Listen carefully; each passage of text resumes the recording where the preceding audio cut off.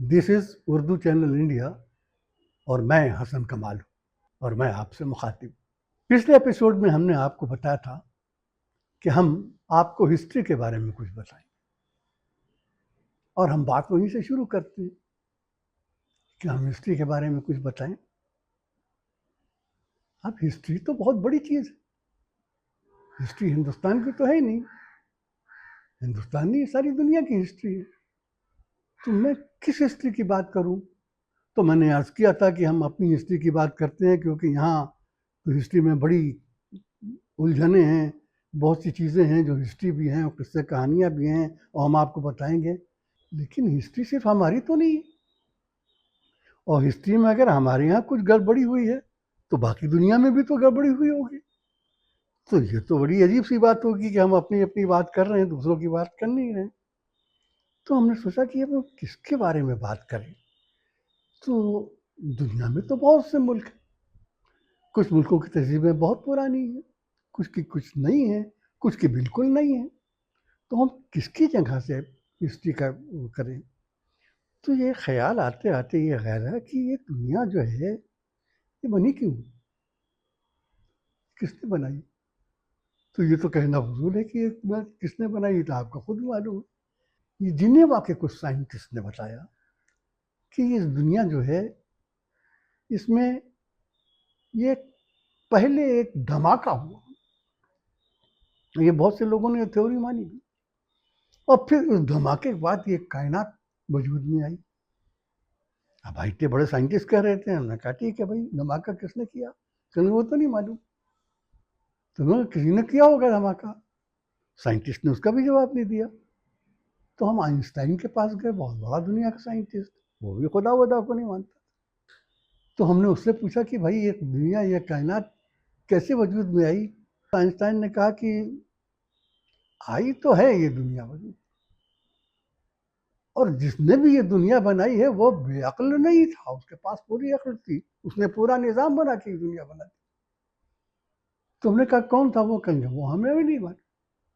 लेकिन हमने सोचा कि चलो इसकी वजह से आइंस्टाइन ने खुदा को तो माना, खुदा की खुदाई को तो माना।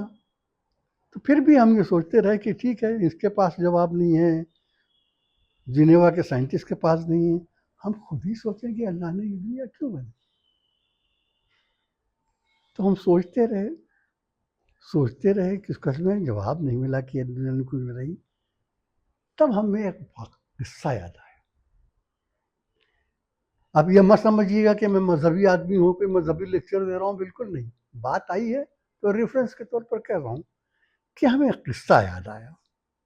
हमें किस्सा ये था कि भाई एक किताब है, मुक़द्दस किताब, हम मुसलमानों के लिए बहुत मुक़द्दस, कुरान हकीम या कुरान मजीद।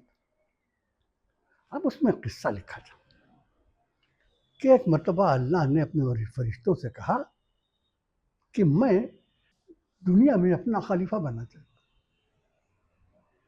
हूँ। अब सारे फरिश्ते सजदा रेजते कहेंगे हुजूर इसकी क्या ज़रूरत है इलाही, हम तो हैं तेरी सजदा रेजी के लिए हाजिर, क्या ज़रूरत है किसी दूसरे बारे में? तो अल्लाह ने कहा कि नहीं, तुम बातों को नहीं जानते हो जो मैं जानता हूँ। और उसके बाद उन्होंने मिट्टी के एक ढेर से एक पुतला बनाया जिसका नाम रखा था आदम। आदम को बनाया और फरिश्तों से कहो सजदा करो। इब्लिस के अलावा सब ने फरिश्ते सजदा किया, इब्लिस ने नहीं किया, इब्लिस को निकाल दिया गया। आदम से फिर हव्वा बनाई उसकी ज़ौजा।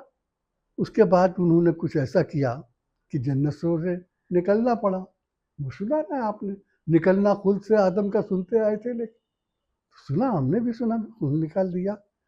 तो खुदा ने कहा कि ऐ बंदो, जाओ इस दुनिया में, ये दुनिया अब तुम्हारा मस्क है।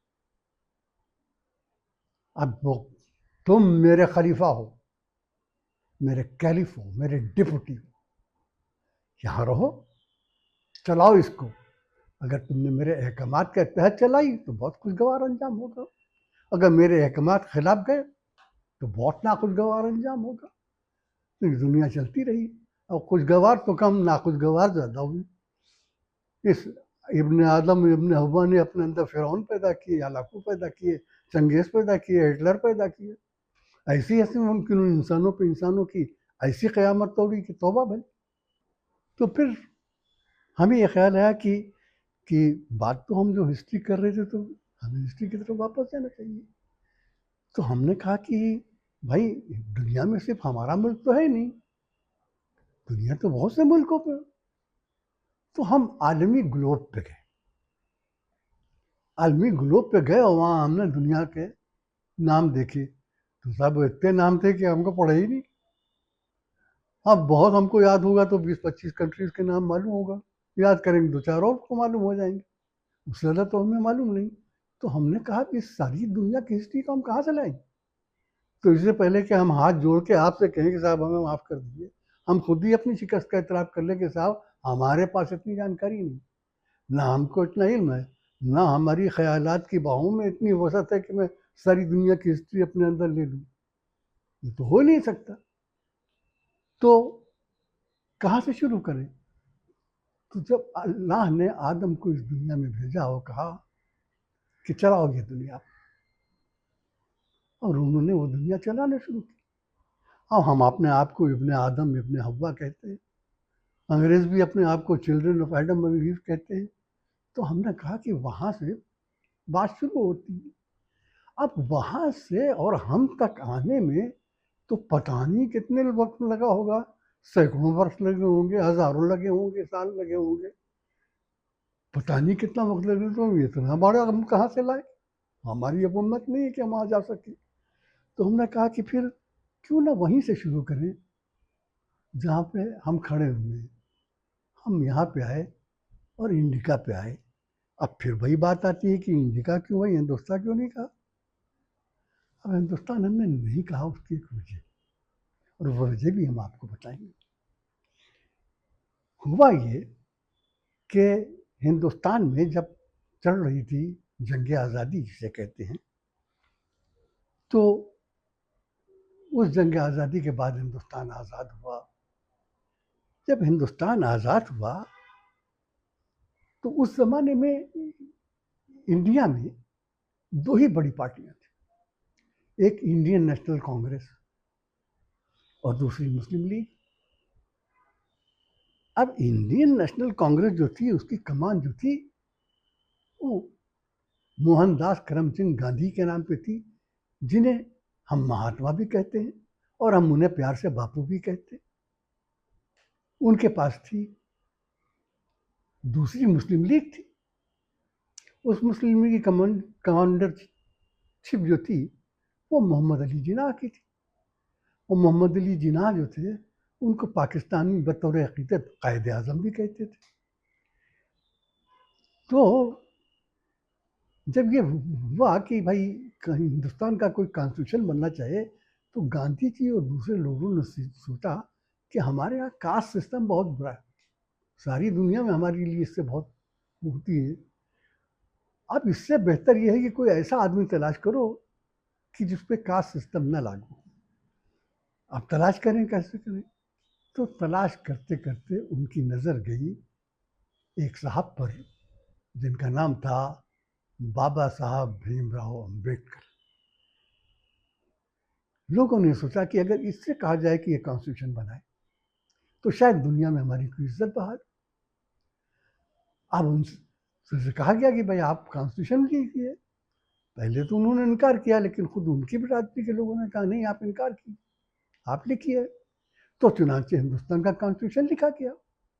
या यूं कहिए कि जिन टीमों ने लिखा उनकी क़यादत बाबा साहब भीमराव अंबेडकर के हाथों में हो गई। उसके बाद उन्होंने कॉन्स्टिट्यूशन हिंदुस्तान का दुनिया और हिंदुस्तान के सामने रखा। उसकी पहली लाइन क्या थी? दिस इज इंडिया, यानी भारत, या यूं कहिए दिस इज भारत यानी इंडिया। उन्होंने हिंदुस्तान का नाम नहीं लिया। क्यों नहीं लिया, उसकी वजह भी बताता हूँ। अब ये बात उन्होंने क्यों कही? क्योंकि बाबा साहब भीमराव अंबेडकर को यह बात मानती थी कि हिंदुस्तान में एक ऐसा सिस्टम है जो दुनिया में कहीं और नहीं है। दुनिया में क्या होता है, हर इंसान पैदा होता है, पैदा होता है तो ना उसका अपना मज़हब होता है, ना उसकी अपनी कौमियत होती है, ना उसकी अपनी ज़बान होती है। वो बड़ा होता है तो घर का मजहब उसका मजहब बन जाता है, उसके माहौल की ज़बान उसकी। वो तो मासूम फरिश्ता सा होता है, वो कुछ होता नहीं था। लेकिन बाबा साहब भीमराव अम्बेडकर के हिंदुस्तान में ये मामला नहीं। हिंदुस्तान में मामला ये है कि आदमी पैदाई होते होते ही या तो बड़ा होता है या छोटा होता है। कास्ट सिस्टम के हिसाब से जो अपर कास्ट में पैदा हुआ है वो तो ठीक है, उसके अलावा बाकी सब अछूत है। अब डॉक्टर बाबा साहब भीमराव अम्बेडकर को मालूम हुआ कि यहाँ मामला जन्म से नहीं चलता है, कर्म से नहीं चलता। बाकी जगह तो ये होता है कि भाई आदमी बड़ा होता है, अच्छे काम करेगा तो अच्छा कहलाएगा, बुरे काम करेगा बुरा कहलाएगा। लेकिन उनको बाबा साहब को मालूम था कि हम कितना भी अच्छा काम कर लें, कितनी भी अच्छी थे, लेकिन हम अछूत हैं, अछूत ही रहेंगे, आगे नहीं होंगे। अब बाबा साहब भीमराव अम्बेडकर के गांधी जी से बहुत से इख्तलाफात, सियासी इख्तलाफात भी थे, नज़रियाती इख्तलाफ भी थे। ये भी कहा जाता है कि जब गांधी जी मरे तो उस समाधि में बाबा साहब अम्बेडकर नहीं गए, तो वो ऐसा। लेकिन इसके बावजूद अम्बेडकर को एक बात मालूम थी, इसलिए मालूम था उनको कि बाप के गांधी जी और जो कुछ भी हों वो कम्युनल नहीं, ही इज नॉट कम्युनल, वो फ़िरका परवर नहीं। दूसरी तरफ मुस्लिम लीग थी, उसके लीडर मोहम्मद अली जिन्ना थे, पाकिस्तानी उन्हें कायदे आज़म भी कहते। उनसे उनका भाई दोनों बम्बई में थे, दोनों बम्बई में थे। बाबा साहब भीमराव अम्बेडकर जिन्ना से मिल भी चुके थे। उस वक्त तक अल्लामा इकबाल का नगमा सारे जहाँ से अच्छा हिंदुस्तान हमारा सारी दुनिया में गूंज रहा था। तो इन्होंने हिंदुस्तान का नाम क्यों, उन्होंने तो इंडिया और भारत क्यों लिखा अपने आप? वो इसलिए लिखा कि बाबा साहब भीमराव अम्बेडकर अपना कॉन्स्टिट्यूशन लिखे तक जान चुके थे कि हिंदुस्तान की जो सियासत है वो गांधी जी के बाद प्योरली कम्युनल और फ़िरका परवर हो जाएगी। देखिए उस आदमी की दानिश, फ़िरका परवर हो जाएगी। उन्हें मालूम था कि कांग्रेस के अंदर ही पता नहीं कैसे लोग हैं जो आरएसएस की थिंकिंग से करीब है। अब ये तो और बात है कि बाबा साहब भीमराव अम्बेडकर इतने अच्छे थे तो उन्हें ये काम दिया क्यों किया गया? दिया इसलिए गया कि बचपन ही से अम्बेडकर बहुत ज़हीन थे, बहुत काबिल थे। इतने काबिल थे कि महाराजा बड़ौदा ने उन्हें गोद दे लिया था, पाल लिया था। और वो महाराजा बड़ौदा ने उन्हें पाला। वो पढ़ने लिखने में बहुत होशियार थे। वो लंदन गए, वहाँ से बैरिस्ट्री की डिग्री लेके आए और वहाँ आके फिर उन्होंने हिंदुस्तान की कॉन्स्टिट्यूशन लिखने का काम शुरू किया। तो ये सब होने के बाद हिंदुस्तान का ये कॉन्स्टिट्यूशन तैयार हुआ।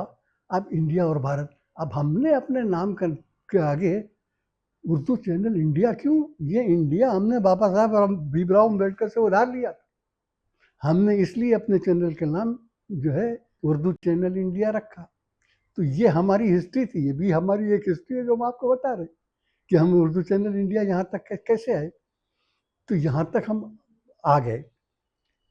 अब फिर हमें हुआ कि ये तो सब सही है, लेकिन हमने जो कहा था कि हम हिस्ट्री की तरफ जाएंगे, तो हिस्ट्री की तरफ हम गए वापस।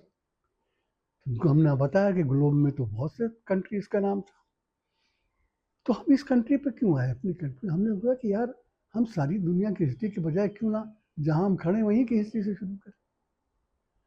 तो हमने सोचा कि चलो हम इंडिया की हिस्ट्री से शुरू करें। तो हमें ख्याल आया कि पढ़ाई लिखाई के ज़माने में एक बात हमें बताई गई थी कि तहज़ीबें तो दुनिया में बहुत सी हैं, पुरानी भी हैं, नई भी हैं, मगर दो ऐसी तहज़ीबें हैं जिनको कहा जाता है कि दुनिया की सबसे पुरानी तहज़ीब। वो दो तहज़ीबें कौन थी?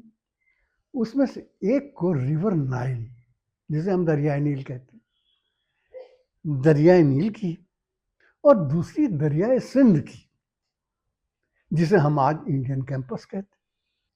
तो ये दो तहज़ीबें थी। तो हम इंडियन कैंपस पे आए, हम तो हिंदुस्तान के थे, यहीं से बात शुरू करना था। तो भाई यहाँ से तो हमको कुछ मिला ही नहीं, यहाँ से तो हमें कुछ मिला नहीं, चारों तरफ हमने निगाहें डाली, मिला ही नहीं कुछ। तो हमने कहा कि यार ठीक है, यहाँ नहीं तो चलिए हम आपको दरियाए नील ले चलते। अब ये देखिए, आप तो कहेंगे ये तो इजिप्ट, तो बिल्कुल ये इजिप्ट, बिल्कुल ये इजिप्ट है। तो हमने वहाँ के दानिश्वरों से पूछा दूसरे लोगों से पूछा कि भाई आप लोग यहाँ हैं, आपको मालूम है आप यहाँ कब से हैं? कि वो तो नहीं मालूम। मैंने कहा भाई आपकी तहजीब होगी? नहीं, बिल्कुल तहजीब है भाई। तो मैंने कहा कि तहजीब है, उसका कोई सबूत है? कहेंगे बिल्कुल उसका सबूत है। तो हमने कहा कि उसका सबूत है तो हमें बताइए कहाँ है उसका सबूत। तो साहब वो हमें पकड़ कर एक जगह ले गए। अब आप कहेंगे ये तो इजिप्ट है। मैंने कहा नहीं, यहाँ नहीं, कहानी तो उसके बाद शुरू होती है, वो हम आपको अगली एपिसोड में बताएंगे। तब तक एक मरतबा फिर आपसे अर्ज है कि उर्दू चैनल इंडिया को सब्सक्राइब कर लीजिए और अगले एपिसोड में हम आपसे फिर मिलते हैं।